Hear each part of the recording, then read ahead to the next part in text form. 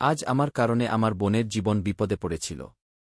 আমি শপথ করছি আমায় আমার রাগ নিয়ন্ত্রণ করতে হবে। দিদিমা রেগে উঠলেন। তিনি চিৎকার করে বললেন, এমনভাবে এই ঘরে থাকা যায়? তুমি কি ভাবছ? অর্জুন মাথা নিচু করে বলল, দিদি একটু শান্ত হন। এভাবে চিৎকার করে সমাধান হবে না। ঘরে হঠাৎ নিস্তব্ধতা নেমে এল। সবাই থেমে গেল। কান্নার ক্ষীণ শব্দ আর ধোঁয়া মিশে গেল বাতাসে। মিশ্রি কাঁদতে কাঁদতে বলল, আমি দোষী নই, কিন্তু আপনি যদি চান আমি এই বাড়ি ছেড়ে চলে যাব। আমি ভুল করেছি, বোঝাতে পারিনি। মিশ্রি মাটিতে বসে কাঁদছে। অর্জুন তার পাশে এসে হাত ধরে বলল, চুপ, কিছু বলো না। 1 বছরে কেউ নিখুঁত হয় না, ভুল মানুষই করে। তুমি আমার জীবনের অংশ, শুধু 1 বছরের চুক্তি নও। দিদিমা তাকিয়ে রইলেন।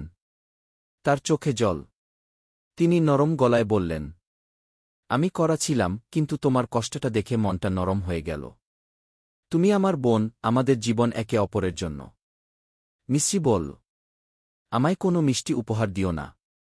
শুধু পাশে থেকো দিদি। অর্জুন হেসে বলল, চলো সবাই মিলে কফি বানাই। আজকের দিনটা ভুলে যাই, নতুন করে শুরু করি। শেষে লেখা উঠল, ভুল মানুষ করে, ক্ষমা আর ভালোবাসায় মানুষকে বাঁচিয়ে রাখে।